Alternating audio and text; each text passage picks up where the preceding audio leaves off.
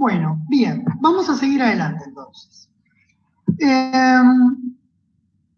Supongamos que tenemos una reacción química, como la que se está mostrando acá en pantalla.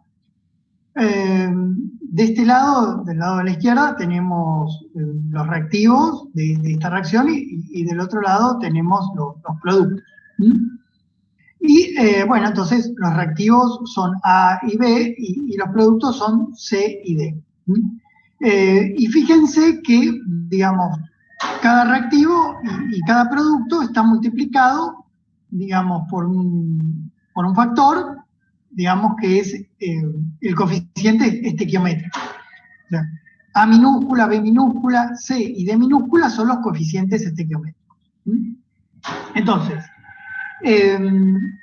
como les dije, a partir de estos reactivos o reactantes se generan estos productos. Una manera de analizar, digamos, matemáticamente, digamos, este proceso es plantear lo que se conoce como el cociente de reacción Q, que es el que estamos viendo acá. ¿Cómo se plantea el cociente de reacción?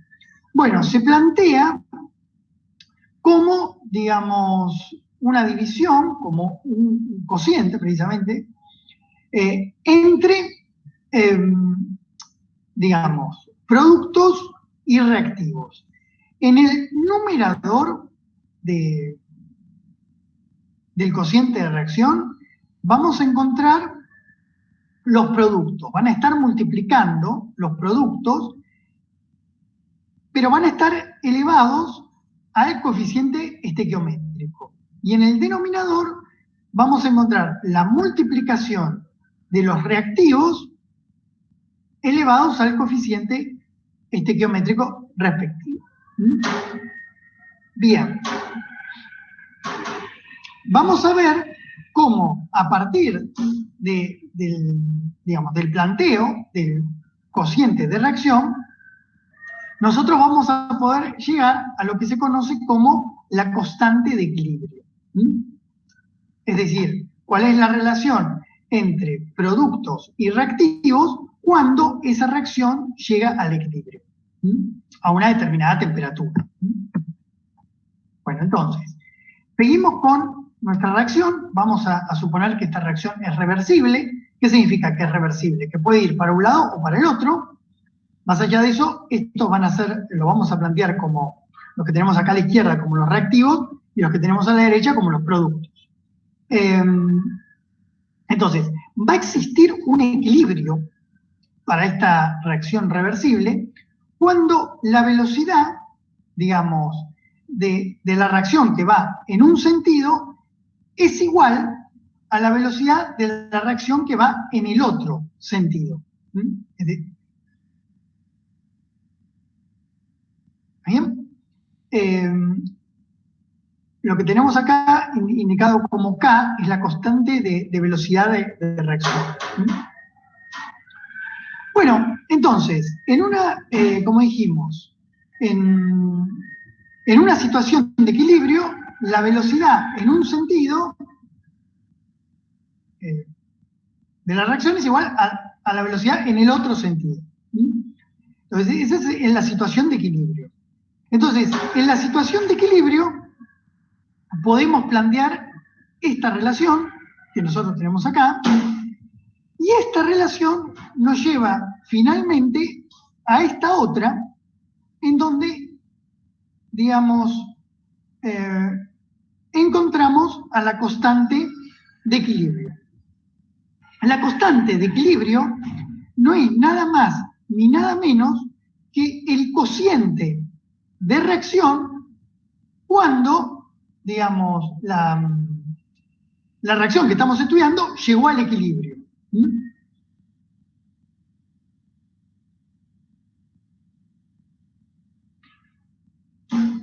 Entonces, la constante de equilibrio, ¿cómo la podemos calcular? Bueno, digamos, es un caso particular del cociente de reacción. Arriba vamos a tener los productos, abajo vamos a tener los reactivos, y cada uno de ellos va a estar elevado al, digamos, al coeficiente estequiométrico. Y las concentraciones que que vamos a tener que indicar acá para poder encontrar la constante de equilibrio son las concentraciones de reactivos y productos a la que se llegó, digamos, cuando el sistema alcanzó el equilibrio. Es decir, cuando se llegó a un delta G igual a 0. ¿Mm? Bien.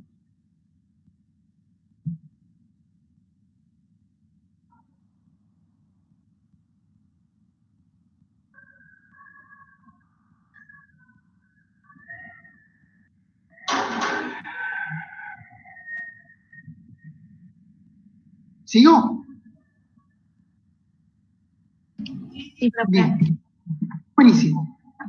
Entonces llegamos a lo que se conoce como la ley de acción de masas en reacciones químicas, porque podemos encontrar la ley de acción de masas en otro contexto, pero en este contexto de reacciones químicas reversibles, la ley de acción de masas indica que para una determinada temperatura, en reacciones químicas reversibles, cuando se alcanza un equilibrio, el cociente de reacción va a ser una constante y esa constante es la constante de equilibrio. O sea, la constante de equilibrio va a depender de la temperatura. Ya. Pero a una determinada temperatura va a ser constante, va a tener siempre el mismo valor. Es decir, este cociente entre productos y reactivos va a ser siempre el mismo cuando se alcanza el equilibrio. ¿Cuándo se alcanza el equilibrio? Cuando la velocidad hacia la formación de productos es igual que la velocidad hacia la formación de reactivos. Ahí se alcanza el equilibrio, ahí delta G es igual a 0. Pero cuando se alcanza el equilibrio a una determinada temperatura, esta relación, o sea, entre productos y reactivos, esta división, va a ser una constante y esa constante es la constante de equilibrio.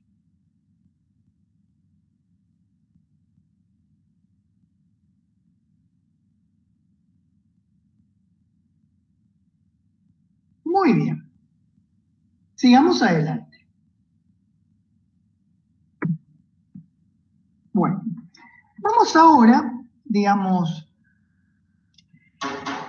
vamos ahora a estudiar la relación entre energía libre y el equilibrio químico en el contexto de reacciones químicas, donde tenemos, como vimos, digamos, sustratos por un lado, o si quieren reactivos, y producto por el otro. Entonces, acá tenemos un sistema, digamos, una reacción reversible, en donde encontramos, en este lugar, los sustratos, y en este lugar, los productos. Sustrato, producto. Digamos, vamos a suponer, digamos, para este caso, una temperatura constante. ¿Qué es lo que estamos viendo en este gráfico? En este gráfico estamos viendo la relación entre G, que es la energía libre, y el grado de avance de la reacción. El grado de avance de la reacción se representa como el porcentaje de producto formado. A ver, vamos a verlo con un ejemplo. Acá, en 0, ¿qué significa 0?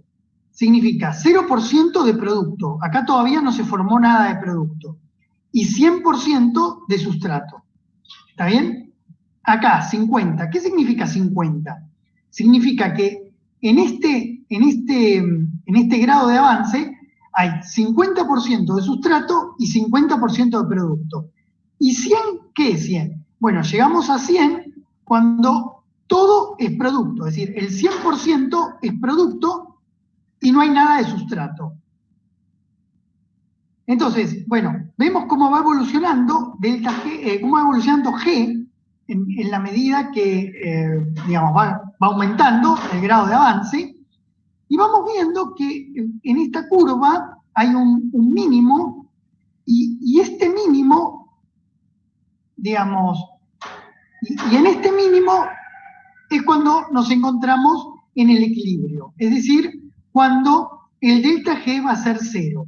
Entonces, más o menos acá el equilibrio se alcanza cuando el porcentaje de producto está entre 50 y 100%. No sé, lo hacemos a ojo, más o menos cuando el porcentaje de producto está al 80%. ¿Se entiende, chicos, cómo interpretar este tipo de gráfico?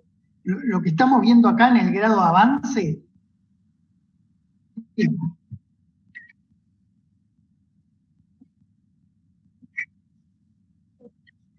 Exactamente, exactamente, exactamente. Pero esto de grado de avance lo entendieron, ¿no? ¿Qué significa el grado de avance? Está bien, pero eso está indicado en porcentaje de producto. Mientras mayor es el porcentaje de producto, mayor es el grado de avance. O sea, 100% significa que hay 100% de producto y 0 de sustrato. Bien, sigamos adelante. Igual vamos a seguir repasando los problemas, pero para ya ir teniéndolo claro.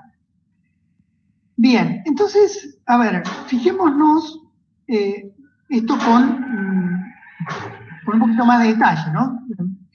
Veamos ahora tres reacciones distintas. La reacción A, la reacción B, la reacción C. Entonces, fíjense que, bueno, en cada una de estas tres reacciones se alcanza el equilibrio, este mínimo que habíamos dicho que corresponde a un delta G igual 0, o sea, se alcanza el equilibrio para distintos grados de avance de la reacción. Fíjense, acá se alcanza el equilibrio cuando el grado de avance es de alrededor de 25% más o menos. ¿Qué significa que el grado de avance es de 25%? Quiere decir que el 25% es producto y el 75% es sustrato. Acá, digamos, se alcanza el equilibrio cuando estamos en un 50%. ¿Qué quiere decir? Que se alcanza el equilibrio cuando el 50% es sustrato y el 50% es producto. Y acá, bueno, se alcanza el equilibrio con un grado de avance alrededor de 60%. ¿Qué significa? Que el 60% es producto y el 40% es reactivo. Profe, Sí. ¿eso pasa si la reacción es irreversible también o solo en las que son reversibles? Bueno, está muy bien la pregunta. Estamos estudiando procesos reversibles acá. Sí, pero está bien la pregunta. Lo estamos planteando en procesos reversibles. Sí. Bien. Ok, gracias, profe. No. Entonces, fíjense, en el equilibrio podríamos plantear la constante de equilibrio, es decir, la relación entre concentraciones de producto y concentraciones de sustrato. Fíjense que antes hablábamos de reactivo. Digamos, sustrato y reactivo es equivalente. O sea, acá es producto y acá sustrato. En vez de sustrato podrían haber puesto reactivo. Es lo mismo. Entonces, en el equilibrio, cuando el delta G vale 0, o sea, cuando estamos en el mínimo, planteamos la constante de equilibrio, que es esta división entre concentración de producto y concentración de sustrato. Entonces, si una constante de equilibrio es chica, ¿qué significa esto? Que esta relación es chica. Y si esta relación es chica, ¿por qué puede ser? Porque la concentración de productos es más pequeña que la concentración de sustratos. Eso pasa, por ejemplo, en la fosforilación de glucosa. Ahora, ¿qué quiere decir una constante de equilibrio alta? Bueno, que en el equilibrio la concentración de sustrato es más chica que la concentración de productos. Eso, por ejemplo, pasa con la hidrólisis de ATP.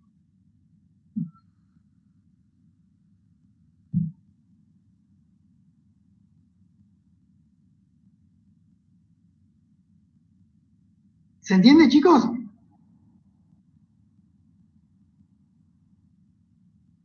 Profe, Sí. pero, o sea, si mal no recuerdo, o sea, eso no me quedó claro, porque la fosforilación de la glucosa era una reacción irreversible, ¿no? Sí, pero requiere acoplarse a una reacción que va a proveer energía, también. Digamos, como te dije, más allá de que nosotros lo estamos planteando todo esto para reacciones reversibles, podría haber equivalentes en reacciones irreversibles. Ah, ok, profe. Pero lo que te digo para que no te confundas que todo nuestro planteo lo estamos haciendo para reacciones reversibles. Pero podría haber equivalentes en irreversibles. Ok. Bien. Bueno.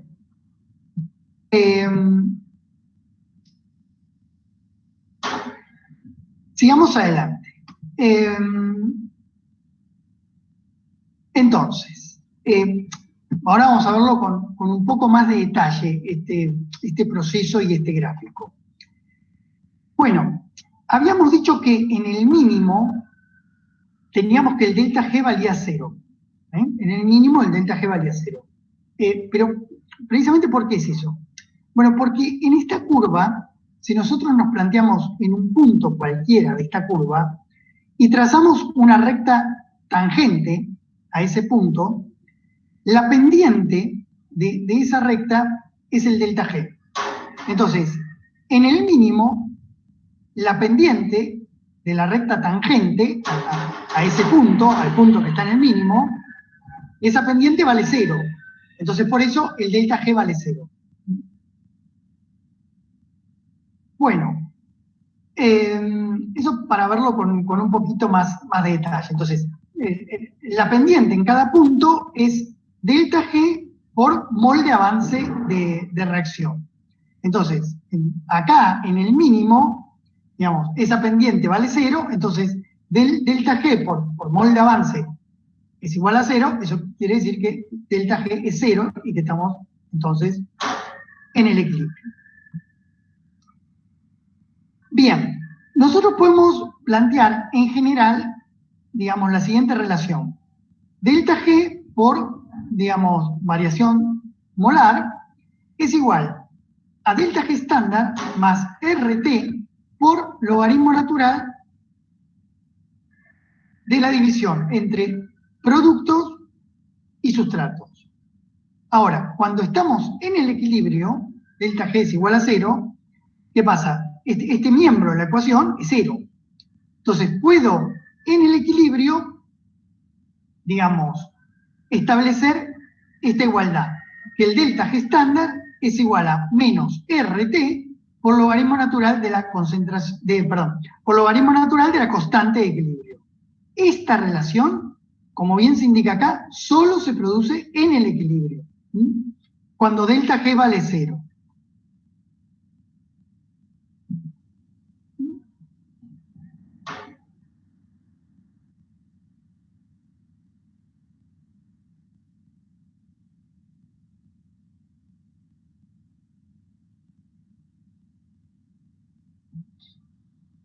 Entonces, cuando delta G vale 0 y estamos en el equilibrio, entonces se puede establecer esta relación.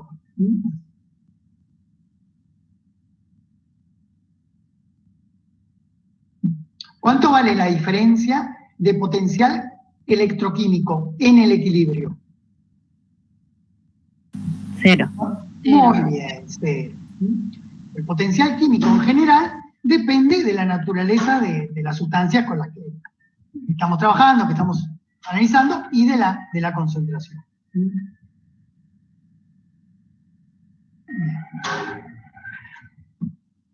Bueno, entonces podemos generalizar, o sea, tenemos esta reacción. Fíjate, ¿viste? Para la compañera que me preguntó recién, que otra vez la planteamos como reacciones reversibles, ¿no? Tenemos esta reacción general, A más B más C, que son los reactivos o sustratos, y F más G más H, que son los productos. Entonces, en el equilibrio, delta G total estándar es igual a todo esto, pero en condiciones de no equilibrio, o sea, cuando el delta G total no es 0, bueno, entonces podemos plantear esta relación. Y como siempre, para que la reacción sea espontánea, delta G total tiene que ser menor que 0. Ok, profe. Gracias. ¿Cómo le decimos a un proceso en donde el delta G es menor que 0? ¿Cómo lo llamamos a ese proceso? ¿Es un proceso? Irreversible. Otra. No espontáneo. Endergónico. ¿Cómo? Endergónico. Exergónico. Exergónico. Es Exergónico. endergónico. ¿Está bien? Exergónico. Eso lo vieron en la clase pasada, ¿no? Bien. Bueno. Bien, entonces, sigamos adelante. Entonces, ¿cómo podemos obtener los valores termodinámicos de reacciones bioquímicas? Entonces, nosotros ya sabemos que delta G es igual a delta H menos T por delta S. Eso fue algo que exploramos en la clase pasada. Entonces, nosotros, en condiciones estándar, podemos plantear algo equivalente. O sea, delta G estándar es igual a delta H estándar menos T, temperatura absoluta, por delta S estándar. H, ¿qué significaba? ¿Qué es H? ¿Cómo se llamaba H? La entalpía. Entalpía. ¿Y S? ¿Cómo se llamaba S? ¿Qué era S? Entropía. Entropía, muy bien. Bien, entonces, tanto G como H como S son funciones de, o sea, tanto delta G como delta H como delta S son funciones. Funciones de estado. G, H, S son funciones de estado. Función de estado. Bien. Muy bien, entonces, digamos, si nosotros estamos en el equilibrio, como habíamos dicho, podemos plantear que delta G estándar es igual a menos RT por logaritmo natural de constante de equilibrio. Eso lo vimos recién. Entonces, a partir de esta ecuación que estoy marcando acá, y a partir de esta otra ecuación que estoy marcando acá, si combinamos esas dos ecuaciones, llegamos a esta otra. Y si de esta otra ecuación que está marcada en celeste, despejamos el logaritmo natural de la constante de equilibrio, llegamos a esta ecuación y finalmente a esta que está marcada con una flecha violeta, que es la importante, digamos, porque, digamos, es la ecuación que nos va a ayudar a obtener valores termodinámicos de reacciones bioquímicas. Esta ecuación es importante también. Esta ecuación dice: logaritmo natural de la constante de equilibrio es igual a estos dos términos. En el primer término tenemos menos delta H estándar dividido R es la constante de los gases, en joules o en calorías, por 1 dividido T, o sea, T es la temperatura, temperatura absoluta, más delta S estándar dividido R. Bien, esta ecuación es importante. Entonces, si nosotros la miramos con cierto detalle, vamos a ver que esta ecuación, en realidad, es una ecuación de una función lineal. Es decir, es la ecuación de una recta.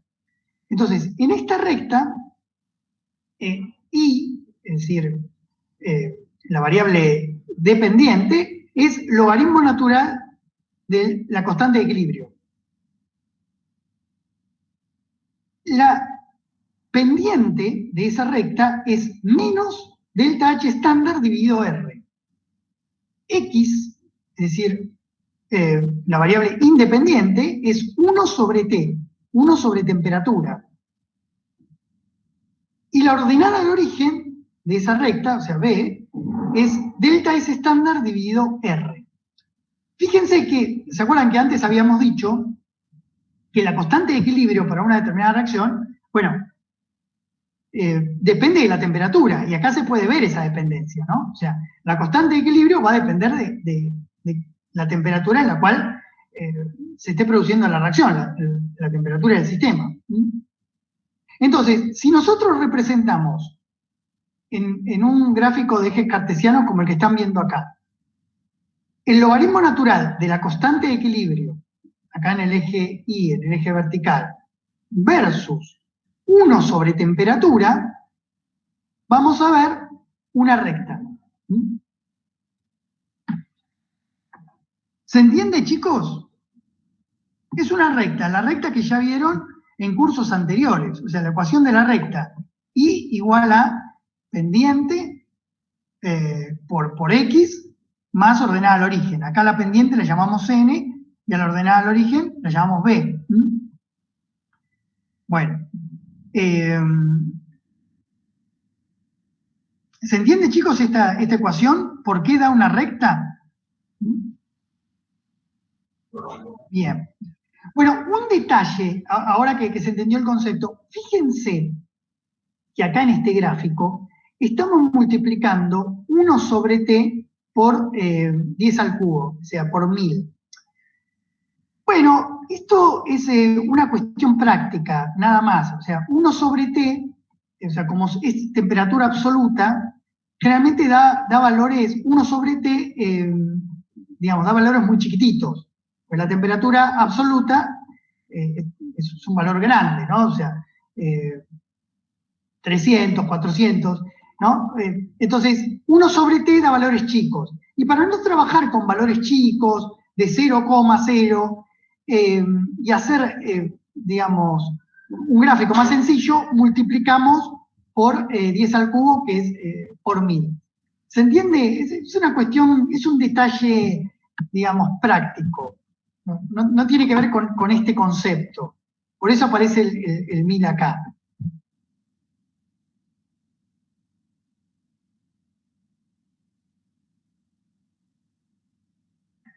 ¿Quedó claro, chicos?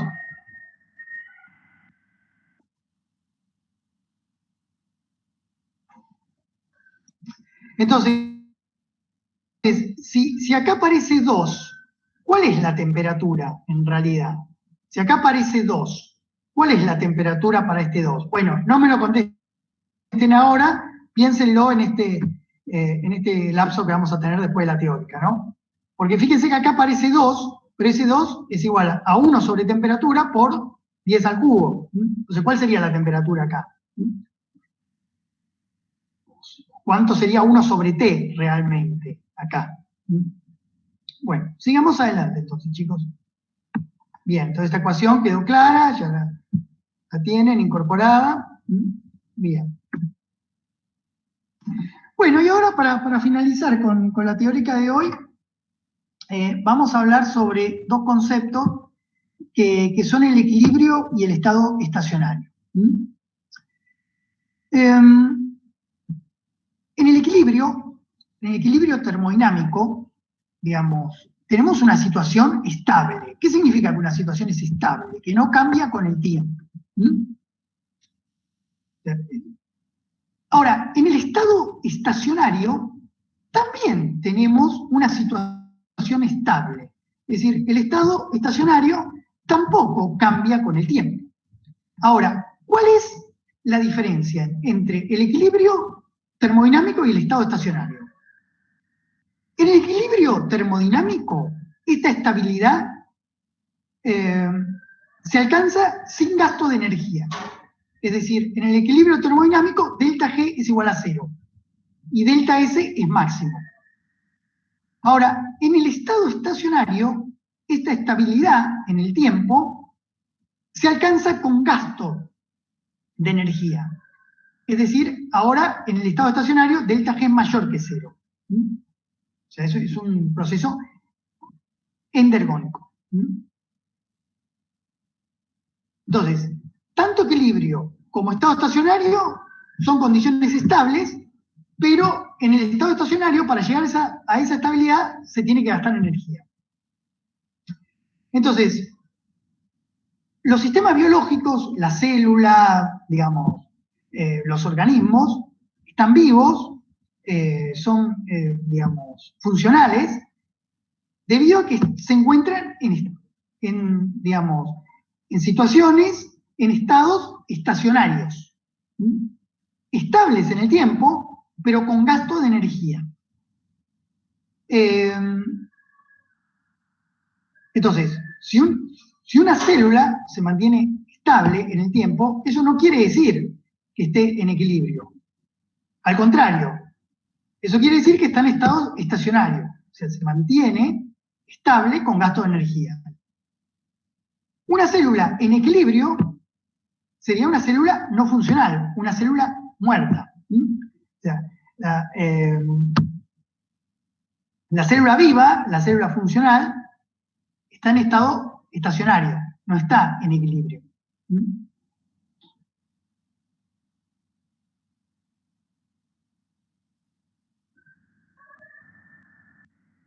¿Bien, chicos? O sea, todos los sistemas vivos están en estado estacionario. Están en estado estacionario. Sí. Digamos, para que un organismo, digamos, se mantenga, digamos, funcional, se necesita que tenga cierta estabilidad en el tiempo. Digamos, los distintos organismos logran esa estabilidad, digamos, a través de diferentes mecanismos. Nosotros estamos enfocados, digamos, a la fisiología humana, ¿no? Y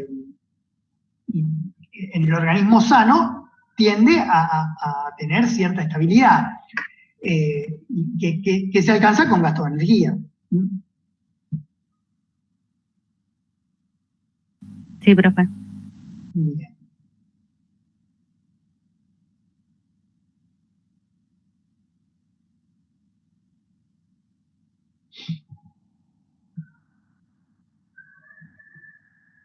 Por ejemplo, para dar un ejemplo, digamos, didáctico, ¿no? Que por supuesto es algo más complejo, pero cuando uno se hace una lastimadura, no sé, una mano, en un dedo, y bueno, a partir de esa lastimadura, digamos, el organismo trata de volver al estado inicial, trata de regenerar, digamos, esa parte del tejido que se dañó. Bueno, pero eso, digamos, no es gratuito, eso va a implicar un gasto de energía, y que se produzca esa regeneración.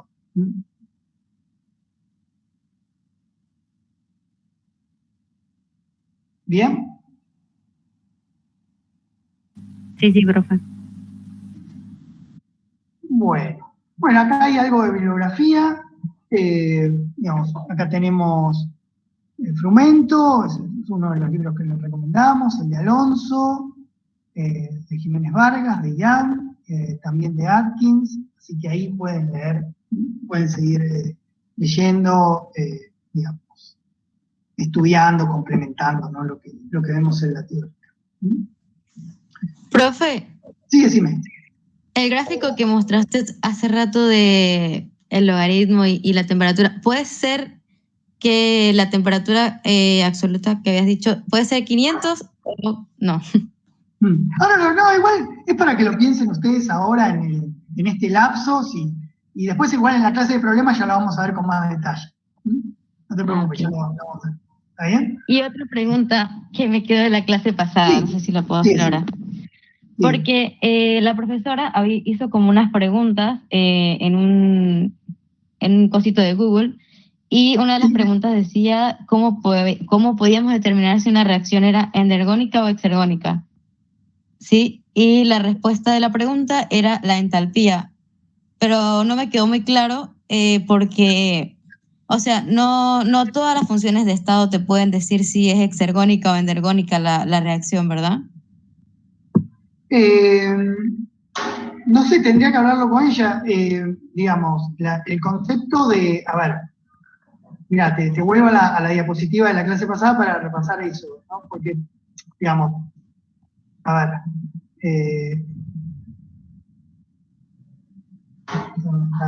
aparte del delta G, porque el concepto de espontaneidad es el delta G, ¿no?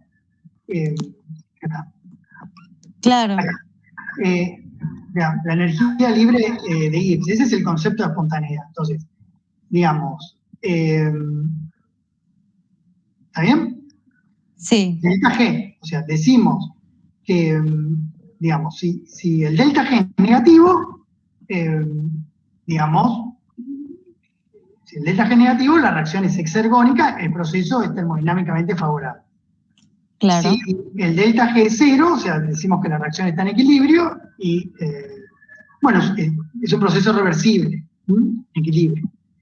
Si el delta G es positivo, mayor que 0, decimos que la reacción es endergónica. O sea, termodinámicamente es favorable. Acuérdense que exergónico no es igual que exotérmico y endergónico tampoco es igual que endotérmico. Entonces, para evaluar espontaneidad o no de un proceso, utilizamos delta G. Bueno, esto quedó claro, ¿no, chicos? Esta diapositiva que estoy mostrando. Claro, o sea que la variación de energía libre es lo único que me puede decir a mí si una reacción es endergónica o exergónica. Digamos, exacto.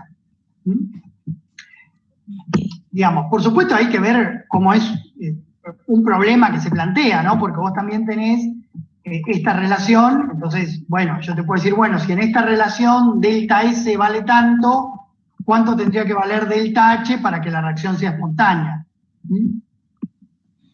Claro, claro. Pero para saber si la reacción es espontánea o no, te tenés que fijar el valor de delta G. Claro, eso es lo que me ha quedado la duda, porque en la respuesta había colocado que si era exotérmica o endotérmica, había que evaluar la entalpía. Entonces me quedó como medio, no sé, no había entendido eso. Bueno, pero precisamente, exotérmica o endotérmica. O sea, una cosa es exergónico y otro es exotérmico. O sea, si delta H es menor que 0, decimos que el proceso es exotérmico. ¿Está bien? Ah, claro. Ah, pero si es endotérmico, sí tengo que, claro, me confundí ahí. Si es endotérmico, sí tienes que evaluar la entalpía, entonces. Exactamente. Ah, ok. ¿Se entiende ahora? Claro, eso, me equivoqué con endergónico y endotérmico, claro. Bueno, ahora quedó claro. Sí, claro. Bien. ¿Alguna otra consulta, chicos?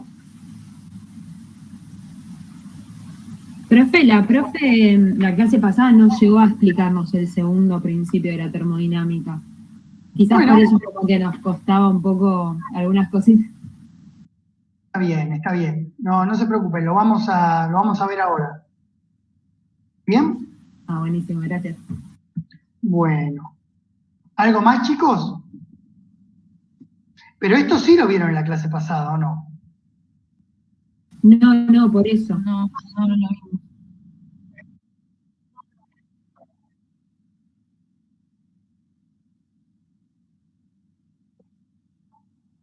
A